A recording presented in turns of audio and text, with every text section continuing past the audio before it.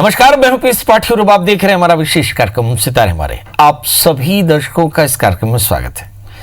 आज हम बात करने वाले हैं कोरोना पैंडेमिक की। जी, हम बात करेंगे कि बीमारी से आरोग्यता कैसे मिलती है और ज्योतिष में आरोग्यता का क्या कनेक्शन है, ज्योतिष का क्या कनेक्शन है, किस तरह के उपाय आरोग्य के लिए करना चाहिए, इस पर विस्तार से चर्चा होगी। इसके अलावा आपके फोन कॉल्स होंगे, आप सीधे फोन करके अपने प्रश्न पूछ सकते हैं। हमारा फोन नंबर है 0771400877। अब से आधे घंटे तक लगातार ये फोन लाइन खुली रहेगी और हमें आपके फोन का इंतजार रहेगा। तो चलिए कार्यक्रम की शुरुआत करते हैं और जानते हैं आज का पंचांग। आज शुभ संवत 2077 शक 1942 सूर्य उत्तरायण का आषाढ़ महीने की कृष्ण पक्ष की नवमी तिथि और दिन रविवार। आज नवमी 3:20 तक, उत्तरा भाद्रपद नक्षत्र 12:22 तक। आज चंद्रमा मीन राशि में होंगे। आज का राहु काल 5:05 से 6:45 तक होंगे। तो दोस्तों, ये तो था पंचांग और अब बात करते हैं ज्योतिष में आरोग्य। जी, दुनिया में आरोग्य को देने वाले देवता आखिर हैं कौन और ज्योतिष का इससे क्या कनेक्शन है? ऐसा लिखा है कि चंद्रमा मनसो जाता चक्षुः सूर्यो वजायत। भगवान सूर्य के द्वारा इस संसार का दर्शन करते हैं और सूर्य के द्वारा ही सब पर अपनी कृपा दृष्टि बिखेरते हैं।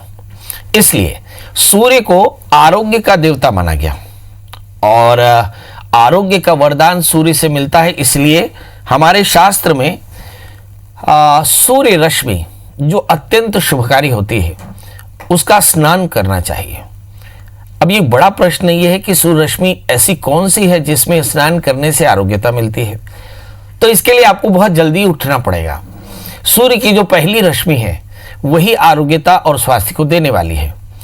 तो जल्दी उठ करके ब्राह्म मुहूर्त में स्नान कर लें और सवेरे उठ करके पहली किरण जब भोर की हो तो वहां भगवान सूर्य को अर्घ दें और अपने पूरे शरीर को उस रश्मि से नहलाएं। आप देखेंगे कि इस रश्मि का असर जहां तक होगा, जहां तक इस रश्मि का प्रकाश जाएगा, वहां आरोग्यता आएगी। इसलिए हमारे यहाँ पे जल्दी सवेरे से सारे खिड़की दरवाजे खोल दिए जाते थे और इस रश्मि को लिया जाता था। यही हमारे यहाँ आरोग्यता का मूल सूत्र है। मतलब अगर आपको स्वास्थ्य चाहिए, बलिष्ठता चाहिए, रोग मुक्ति चाहिए, आध्यात्मिक उन्नति चाहिए, यदि आपको संसार में अपने नाम का भाव भी चाहिए, प्रसिद्धि भी चाहिए, नेत्र का सुख भी चाहिए, तो निश्चित तौर पर जानिए कि आपको सूर्य उपासना करना चाहिए। तो यदि आप आरोग्य का वरदान करना चाहते हो तो क्या करना चाहिए? तो पूरब की ओर बैठ जाएं और पद्मासन लगा करके सूर्य का ध्यान करें, सूर्य मंत्र का जप करें। बड़े मंत्र हैं ओम ह्रांग ह्रीं ह्रौं सः सूर्याय नमः, ये एक मंत्र है, या फिर ओम घृणी सूर्याय नमः, इस मंत्र का एक माला जप कर लें। सूर्य को इसी मंत्र से या आकृष्णेन रसा वर्तमानो निवेशन मृतमृतं च हिरण्येन सवितार्थेन देवो याति भूरानि पश्यन्नो, ऐसा करके और सूर्य को अर्घ दें, दशों दिशाओं में घूम जाएं और फिर अपने पितरों को अक्षय तृप्ति के लिए देव तर्पण करें, पितृ तर्पण करें, ऋषि तर्पण करें, फिर 5 आहार निकाल करके और फिर नाश्ता करें। ये हमारे यहाँ पे सूर्योपासना का विधान है।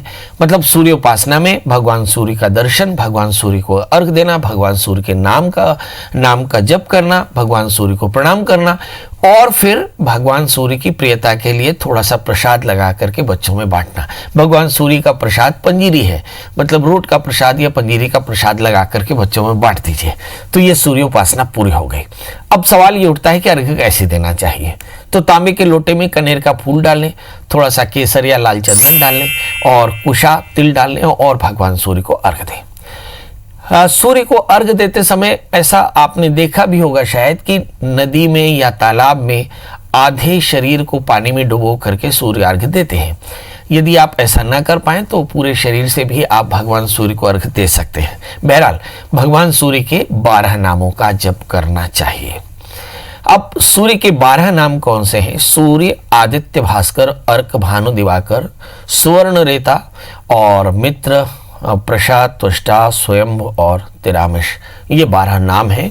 इन 12 नामों से भगवान सूर्य की आराधना करें, भगवान सूर्य को अर्घ दें, भगवान सूर्य की पूजा करें और भगवान से अपने जीवन के निरोगी होने और निर्व्यसनी होने का आशीष मांगे।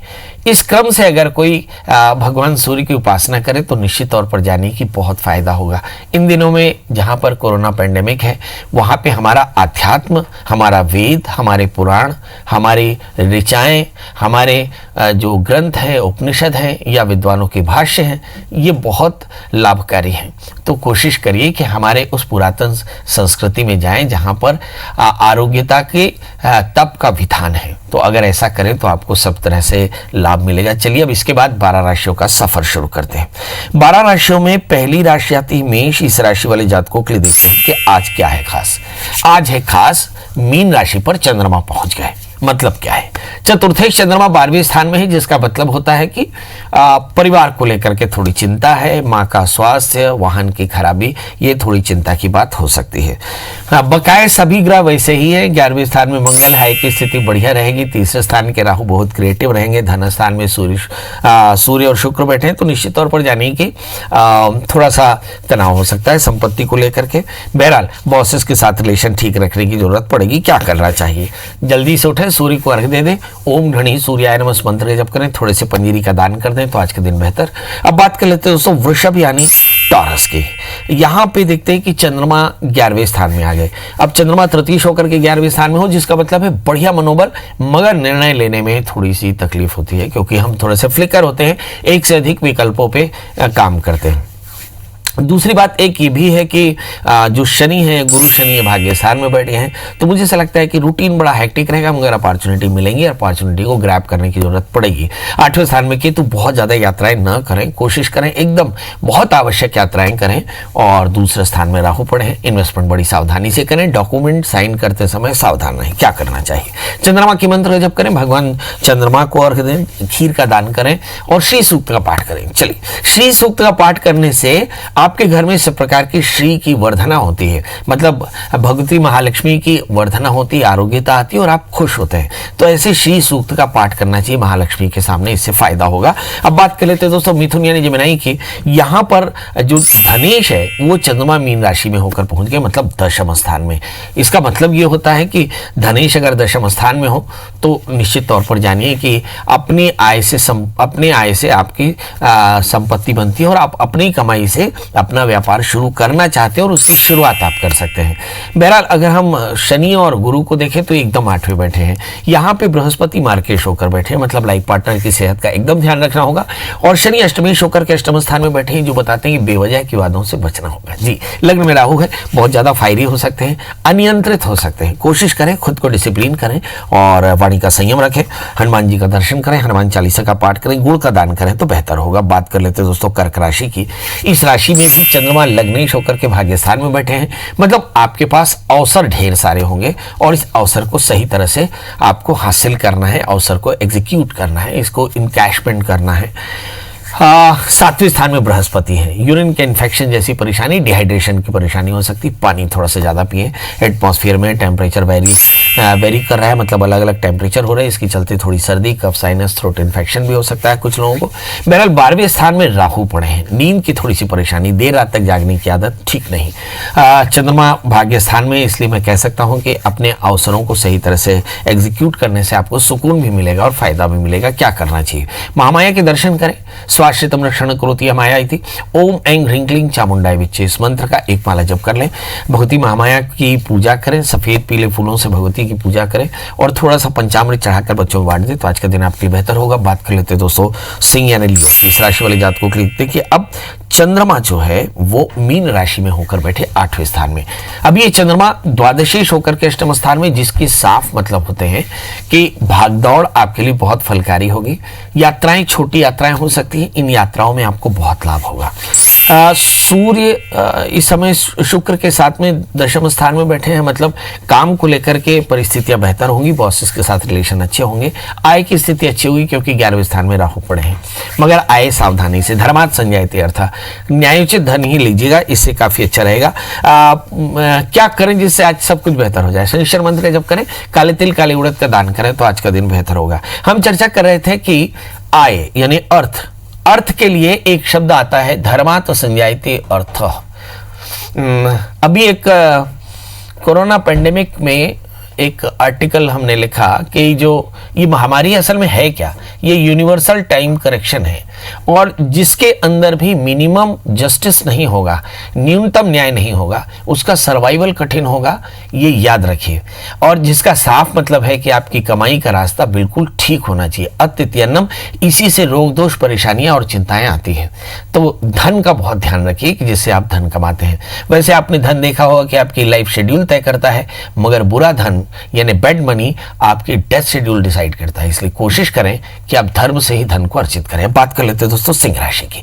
इस राशि वाले जातकों के लिए देखते हैं कि जो राहु 11वें स्थान में है, इसलिए बैड मनी की संभावनाएं ज्यादा पड़ती हैं। इसलिए एकदम ध्यान रखिएगा कि भगवान शिव का अभिषेक करें, भगवान शिव से प्रार्थना करें, जीव सेवा करें, दान करें, वितरण करें और काले तिल काले उड़द का दान करें तो आज का दिन बेहतर होगा। बात कर लेते हैं कन्या राशि की। इस राशि वाले जातकों के लिए देखते हैं कि लग्नेश बुध हैं इस समय, और लग्नेश बुध बैठे हुए हैं राहु के साथ में मिथुन राशि में। तो इस राशि वाले जातकों के लिए देखते हैं कि दशम स्थान में राहु पड़े हैं बुध के साथ में। ये सत्ता कारक है, मतलब सत्ता से आपके सहयोग अच्छे रहेंगे। और जहां तक सवाल चंद्रमा का है, चंद्रमा एग्जैक्टली 7वें स्थान में, कुछ लोगों की लव लाइफ की शुरुआत हो सकती है, मतलब आपकी जिंदगी में कुछ अच्छे लोग आ सकते हैं।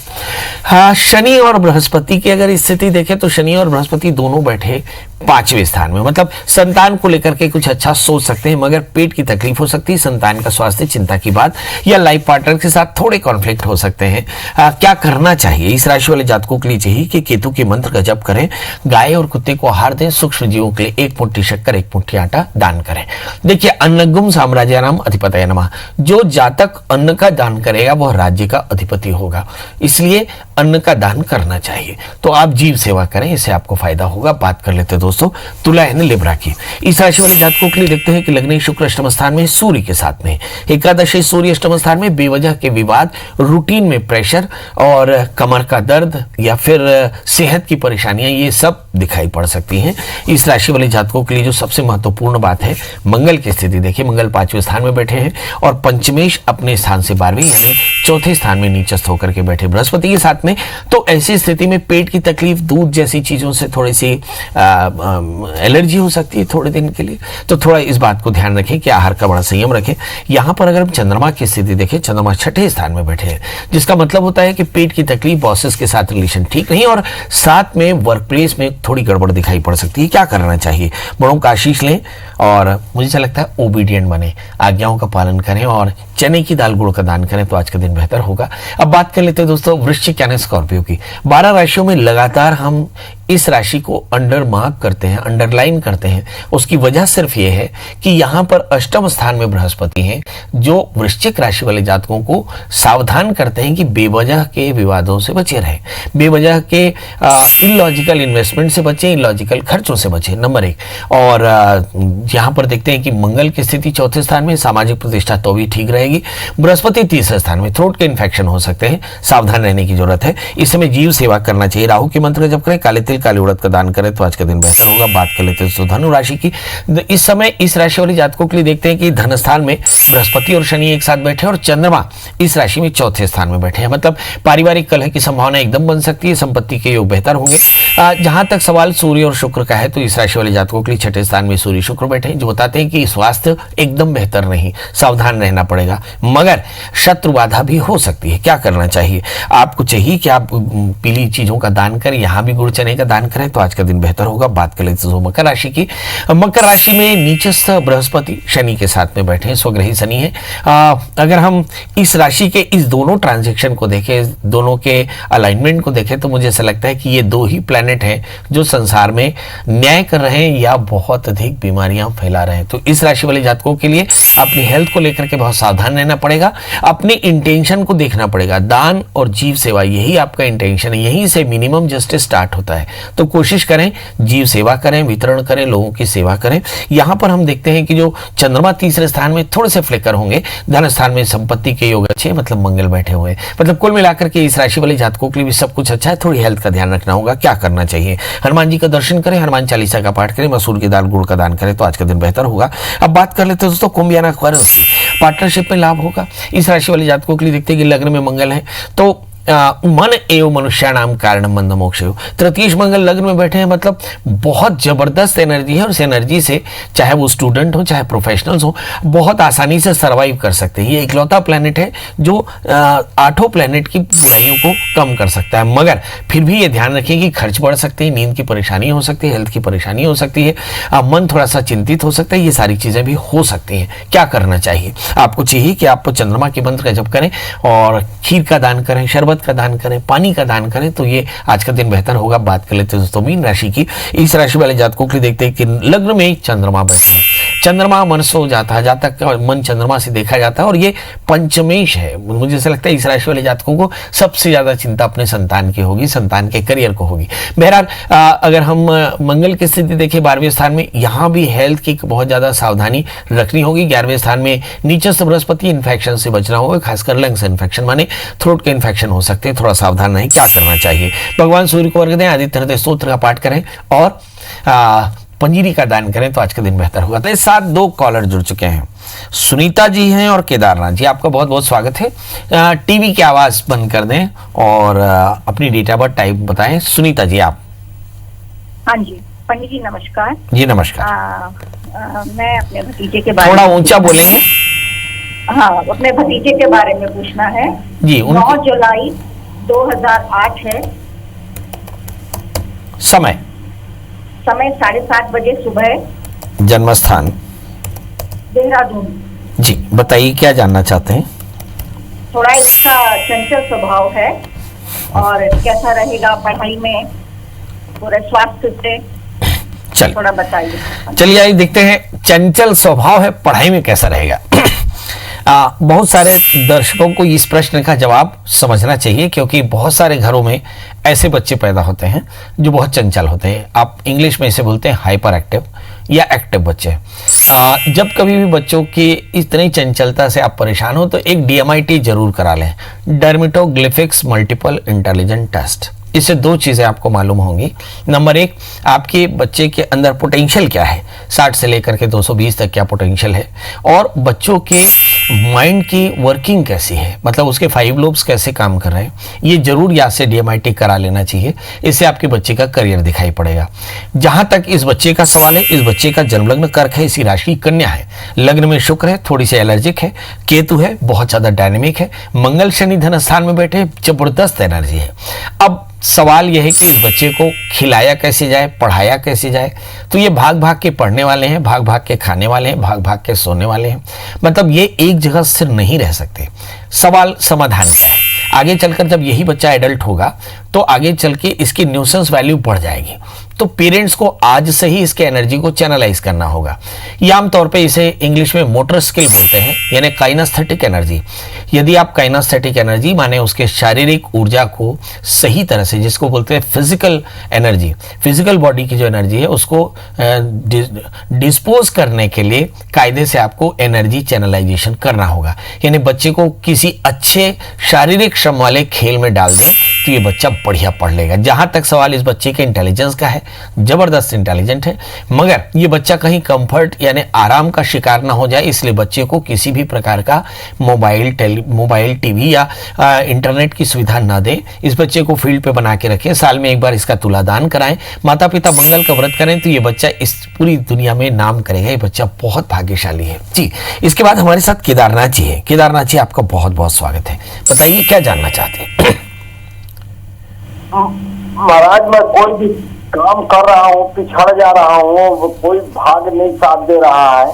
अच्छा, बहुत और मेरे घर में तनाव एकदम हमेशा बनी रहती है। अच्छा, आप अपनी जन्म तारीख बता दें प्रभु। वो तो स्वामी जी मेरे को जन्म तारीख याद नहीं है। आप कहाँ से बोल रहे हैं वो बता दें। जिला सरगुजा मैनपाट पथरई ग्राम। चलिए बहुत बढ़िया। चलिए, घर में शांति नहीं रहती और कोई भी काम करते हैं सफलता नहीं होती।